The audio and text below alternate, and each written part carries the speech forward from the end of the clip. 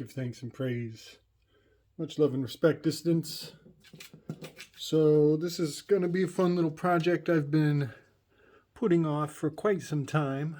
And it's also a review from an old project I did quite some time ago.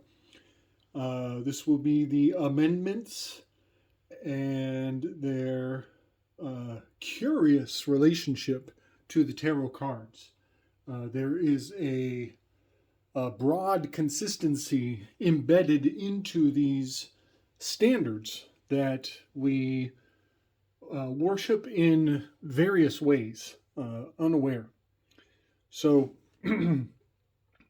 I will try to put a link in the show notes to go back to my first pass on this project. It was not a bad go.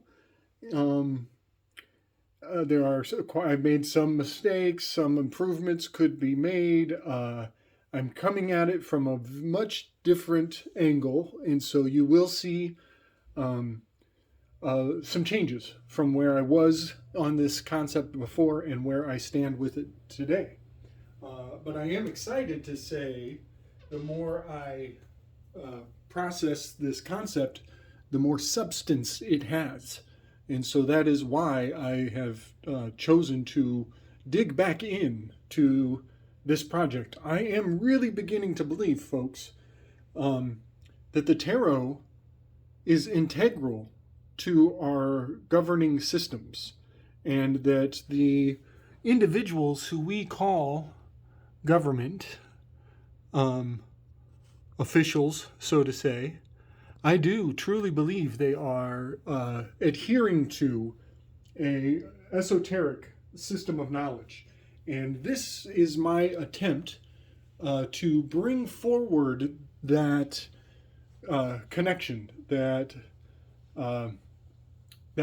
hidden aspect of this adhering to occult systems that is put in public purview. So all of these, excuse me, I'm pointing at the wrong thing. All of the amendments are public knowledge. The private side of those amendments, the secret society side of the amendments, is the tarot system.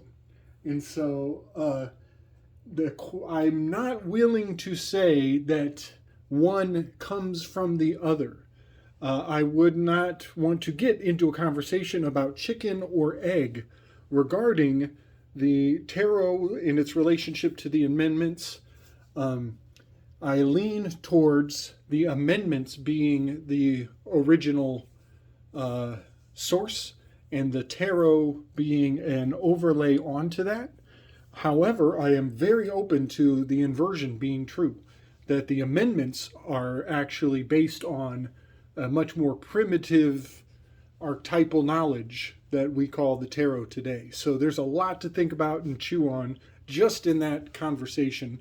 But I want to get into the nitty-gritty. I want to see how these numbers and these symbols, these stories and archontic influences, how they line up.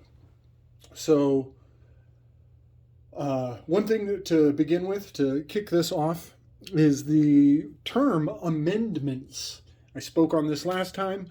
Amendments is essentially the same word as commandments. However, they have dropped the C. The C was removed from commandments, and we were given the amendments. And I think there is a lot to say on that fact. Could it be that the amendments are land-based and that the commandments are water-based? That is quite a profound thought. As in the olden days, I do believe that the Masons were making claim on earth elements, and that it was mercantilism that was rendered to the sea aspect, and ecclesiastic law that has infiltrated its way back into the system. So there's a lot to say about the difference between amendments and commandments and that very enigmatic letter C. So I will also point out, I said this before, but it has that amen. Amen is what a lot of people say at the end of their Christian prayers. Could have been construed in its origin to be a, how do we say, a linguistically palatable term, as many Americans were Christians at that time, and to call the amendments, to give them a name that sounds a lot like the last thing you say after every prayer, is really profound, that it channels this admiration to the Amen. And we get into the linguistics of that term, Amen. It is heavily related to Amen-Ra and 19th dynasty of Egypt with Akhenaten. Akhenaten. And hopefully I can bring this back full circle if I remember. At the very end, 18 and 19, Akhenaten, are very powerful cornerstones to this project I'm doing right now. So hopefully I can keep my wits about me when we get to the end, bring it full circle to the Akhenaten of the Amen-Ra, of the amendments, and their deviation from the commandments and relationship to the tarot. Here we go. So the Fool card is the one card that is not a number. 0 is a symbol. It is not a number. Much like Ophiuchus is a constellation, but it is not a sign. It is removed from the categorization of being a sign. So a lot of people call Ophiuchus the 13th zodiac sign, and I'm not going to get into that. It is removed from it. You would be better suited to call Ophiuchus the 0 zodiac sign, the non-zodiac sign, the naught 0. Very beautiful thing about that, a Fool has the 2 O's in the name. Often there is a sun in the heavens and a 0 at the top of the Fool card, giving 2 O's above the head of the Fool card. Just a interesting observation. So Fool card, I correspond with our First Amendment right. It speech, religion, assembly and redress, freedom of association, and the freedom of the press. Very fun correspondence going on with the First Amendment and the Fool card, and not just the F aspect.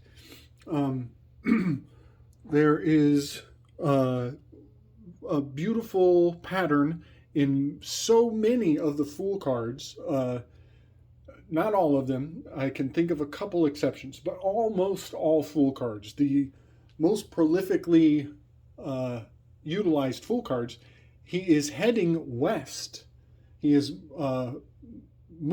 progressing from right to left. He is heading from the east to the west, and he's about to go over a cliff. Reminds me of Western expansionism, and even the fact that there were many, we are told that there were many people who believed they would fall off the edge of the earth if they went too far out into the ocean. So to a large degree, that Fool being in the beginning, the first, is amazingly apropos, as he is a free spirit, the freedom of religion, freedom of assembly and redress, which has the word red dress, as he often has either, in this card he's wearing red, but generally he has a red sack. His luggage is a red bag over his shoulder, like Perseus, so to say. Freedom of association, leave foolishness to the fools. And then freedom of press. Um, and yeah, there is a whole lot going on there. As the press is pressed to fool the masses, still to this day. So that's kind of fun just to look at and consider and think about. But next comes one of the strongest correspondences in the whole system, and that is the right to bear arms and its relationship to the Magi card. It is really a no brainer.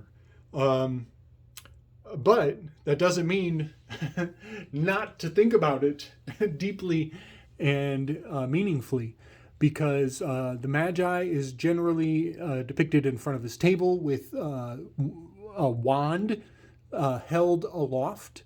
In this Magi card, his arm is bare. He has a bare arm lifted up in the sky. Not always the case, but in the Crowley deck, you will see that there is a lot of imagery playing on the arms of the Magi card characters. I'll try to maybe bring some of those forward and you'll see exactly what I mean. It's like multiple arms, sometimes there's four arms going in different directions, or four arms on each side going in different directions, grasping on different tools. It's very interesting. And I mentioned this in my last video that the right to bear arms is not just guns. It also is your adjustable rate mortgage securities, which is a fun pun on, or fun acronym, playing on the concept of a firearm, which, by the way, every time I get on the subject, I have more to say than I should. Adjustable rate mortgage securities is your right to make a counter offer in contract. Your right to change the terms of the agreement on the fly in the heat of the moment. You can renegotiate the terms and conditions of the contract. That is your right to bear arms.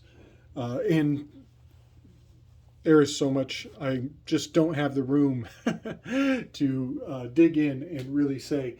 But I will also point out AG, the MAG, Magi card has AG, which is a symbol for silver, periodic symbol for silver. A lot of people think about that of metal, of alloys, swordsmanship, even firearms, gunsmiths, they all require that mastery over the elements, much like a Vulcan, much like a Hephaestus, an Arjun, a god of the metallurgy. Very powerful, very important component to the Magi card that bleeds directly into the concept of the right to bear arms. Even the chemistry required to develop the bullets. Very, very remarkable. And eventually obvious, self-referential once you get your head around the concept.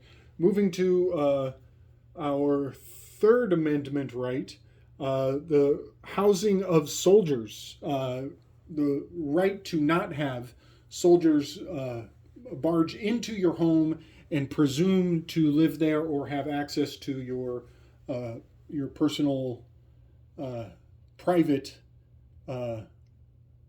world. I see that this lines up with card number 2, with card number 3, which is the High Priestess card. She is indoors. There are 2 pillars behind her. She is protected, generally. I see her as just inside the gates of Solomon's temple. And there's a lot more to that, and it becomes more obvious when we move into the next one, as the Empress card, card number 4, representing the Third Amendment. She is outside. She is oftentimes depicted in nature, reclining on a chair surrounded by plants and flowers, garden, wheat, the stars on her head. She very much has a halo or golden light around her. So I see the high priestess as the private side, the internal inside the temple, and I see the empress as the public, external, outside. And it is at this point that card number 4 will correspond with amendment. Oh man, card number 3 will correspond with amendment number 4, as amendment number 4 is your right against search and seizure and the requirements of a warrant in order to gain access to your public information. If you're walking around in the world, the cop can't just come up to you and not know your name, not know anything about you, and start demanding to search, seize with the lack of a warrant. Very interesting correspondence in that. Also, this is very vague and obscure, not a real solid correspondence. I do see a lot of this throughout. You know, high priestess, housing of soldiers. There's a lot of powerful correspondence in just the gematria of these. I'm not going to dig into that too much, but a very interesting one here is the Empress E is a 5 and warrant is a 5. Just something that for some reason it really stands out to me. It just really stands out in a major way, as her husband, the emperor, is a god of war. So this requirement of a warrant in order to gain access to the empress, in order to search and seize, the warrant being the key to accessing that power is quite remarkable, because it makes me think that only the emperor has the warrant to access this privacy of the empress. Very, very strong magics afoot here, folks.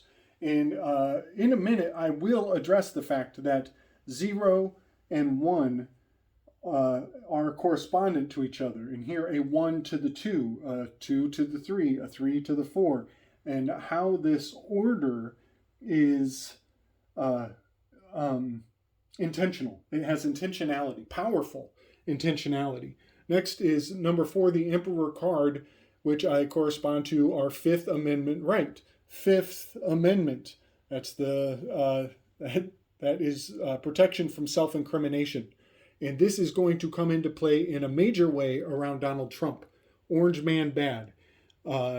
He is the 45th president. And the emperor, you can take the letters for the emperor, and there's an anagram in there that spells hero tremp. HEROTREMP. That is an anagram hidden inside of the emperor card. And right now, number 45 is being put on blast in hopes that he will self-incriminate, that he will reveal, he will succumb to discovery. And I'm not on anybody's fucking side. I'm telling you, this is a grand magic spell on a scale that very few fully appreciate or consider. They don't even have the chance to appreciate it. Next, number 5, the Hierophant card lines up with the mode of trial in criminal proceedings, which is your Sixth Amendment right. And that is really far out stuff. There is so much more going on here. It's out of control. But I will point out the Hierophant card has to do with atonement. And so a mode of trial in criminal proceedings is seeking atonement. I'm seeking a new marker. What do we got? Atonement.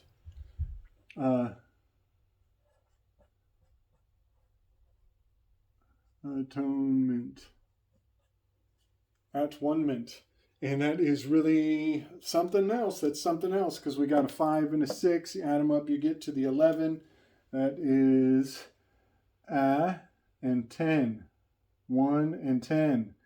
That's the 11 mentality. And that will which jumps us right into the justice card right away. And we are talking about criminal proceedings. Very interesting, this 5 to 6 stuff going on, the 6 to the 7. There's a lot in that. So moving forward, let me just check, make sure I'm not skipping or missing anything here. Okay, Lover's card, number 6. I correspond with the 7th Amendment of trial by jury in common law proceedings. Now, a lot of people are going to look at my amendments and notice that they are dated. I am drawing upon the original, some of the original wording of the original framing of the amendments. So a lot of people will go looking up what these amendments mean today, and the wording has been irrevocably damaged, and they speak of these concepts in a whole new attitude today. So I drew these up from a very old source on the Constitution. So there will be some dated terminology, and the nature of the alterations to that terminology is in and of itself one of the greatest rabbit holes of all time. So I'm ranting. Trial by jury in common law procedure. What is wildly amazing about this is that common law is still most commonly practiced today in the love between a man and a woman. Common law marriage is the most common expression of this common law component. That is really something. It kind of gives you the impression we're onto something here. Number 7 is the Chariot card. We are in Cancer. That being July. Generally speaking, bail, fines, and punishments. There's so much going on. It's so much to say.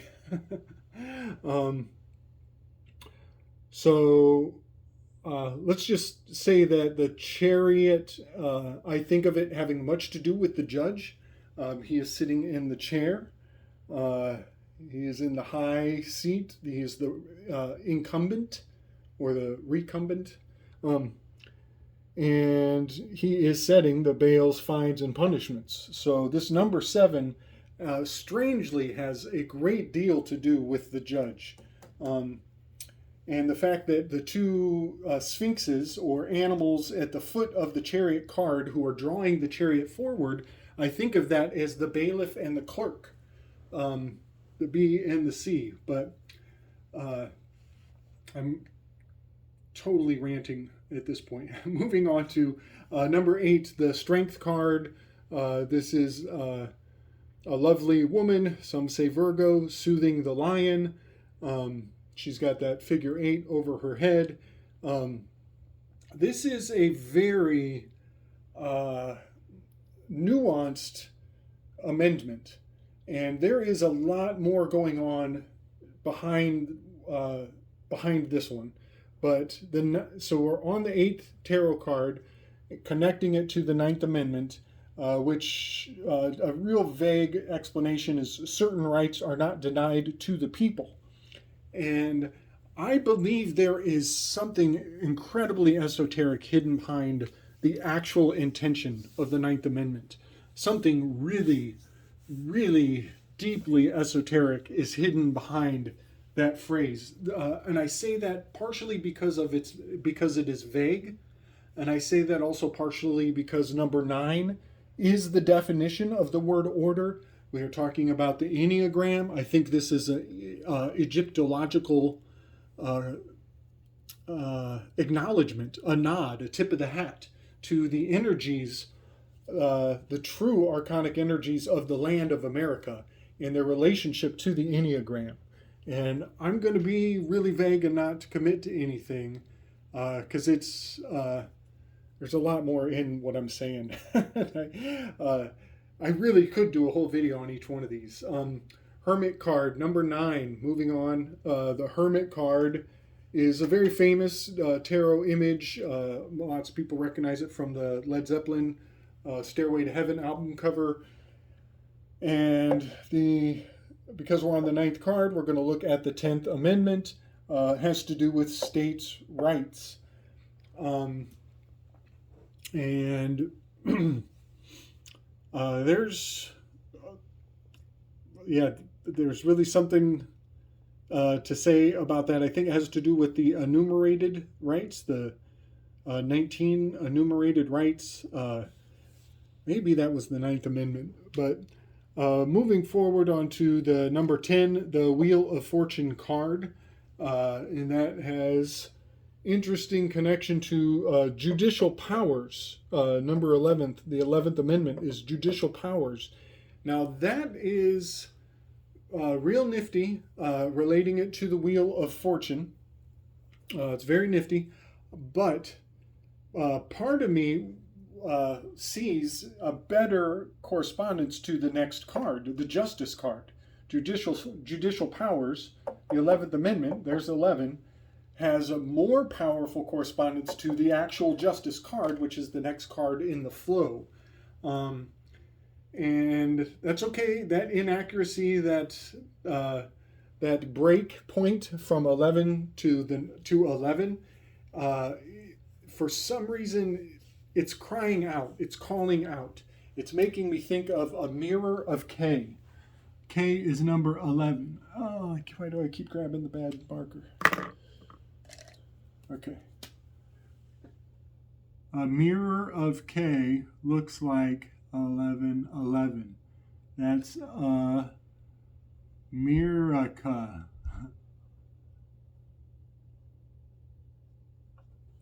A mirror of K.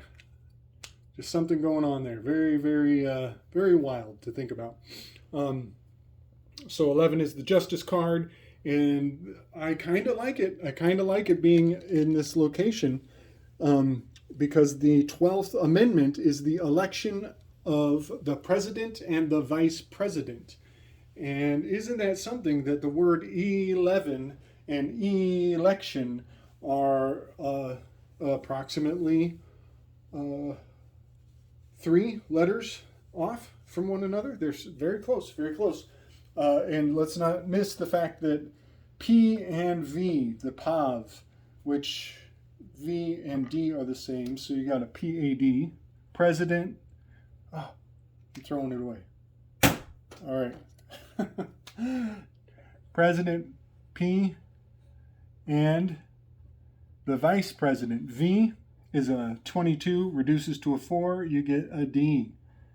PAD, president and vice president. They get paid to be the padre. The padre. PAV. But also P is a 7, reduces to a 7. And as I said, V is 22, reduces to a 4. Here we've got the 7 and the 4. Well, guess what that is? That's the name of the ineffable. That is a G-D.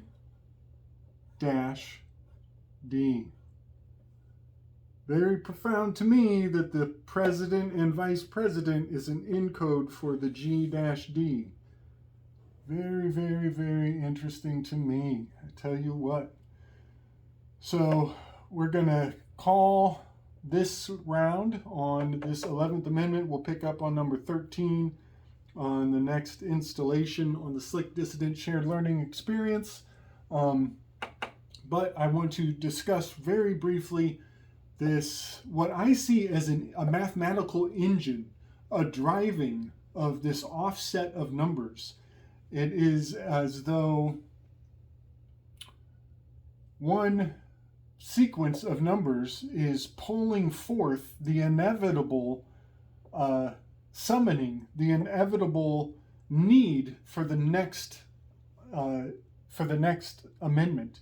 Meaning this is, it weaves and self-generates. So 0 and 1, 1 and 2, 2 and 3, 3 and 4. I've written them out here on the side of the board for you to just see the relationships and maybe analyze, bring out some aspects that I might have missed. Let's see. So over here in this, first of all, as we move from one line to the next line, we are moving in increments of 11. We're moving in 11 by 11 increments, as the first one is number 1, 0, 1, and the next line is number 2, is number 1, 2. So we go from 1 to 12, 12 to 23, 23 to 34, 34 to 45, so on and so on. We are moving at 11 unit increments. It's a very, very interesting pattern to even consider. Also, you will notice that the difference between the numbers throughout will always reduce to 1. The difference between the numbers, no matter how far along you go in this process, will always have that differential of 1. That is an indicator of the Magi card. It's an indicator of Juan the Baptist.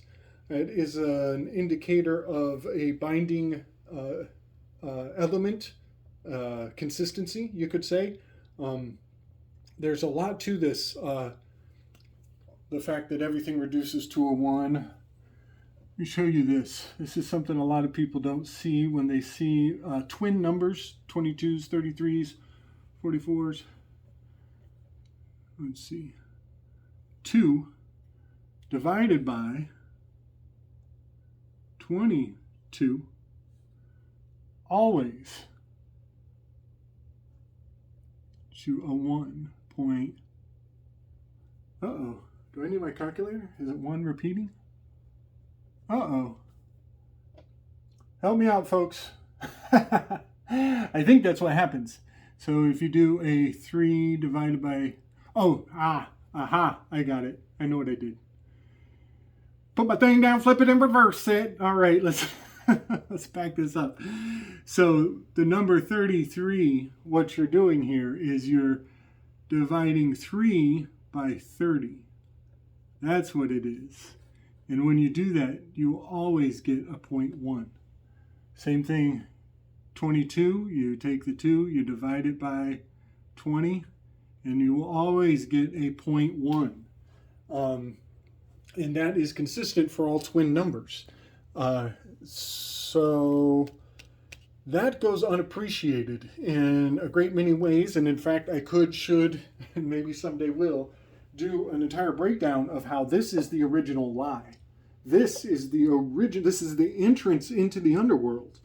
We are regressing into imaginary territory when we presume to entertain fractals in reality. Fractions like this, moving into the underworld, past the decimal point, into the tens, hundreds, thousands, so on, is only viable in liquids.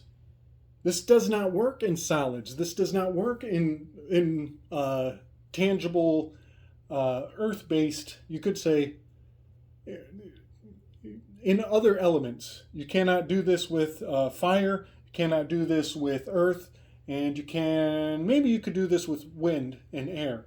So very interesting that going into the decimal zone avails you to the liquid elements and the wind elements, and removes the earth and the fire.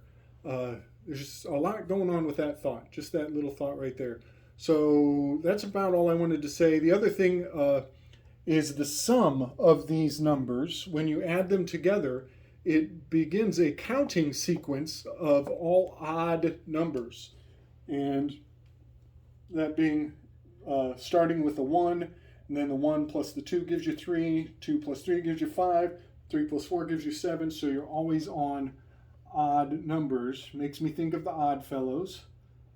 But it also makes me think of Adam, and the fact that many Pythagorean cults believed that odd numbers were masculine. Hope you guys can see what I'm doing over here. But there is a masculinity intrinsic to these relationships of these numbers. As the difference is always a 1, very phallic, very Magi card-esque, and the sum of these relationships are always end with an odd result. So I know that was pretty far out, pretty wild, pretty scattered, but I'm going to use this little series as like a flagship to hail back and build out this concept uh, uh, to larger and larger substantiation as we move through numbers 12 through 22. We are going to see some real heavy hitters where the tarot cards and the amendments that correspond with them are almost it's kind of a it's kind of a kiss in the face. Let's put it that way. It's a nice wet dog lick to the face. All right, everybody. Much love, much respect. Hope you're digging it. Hang in there. It's going to take me a little while to get the next one put up. Love, respect, and strength.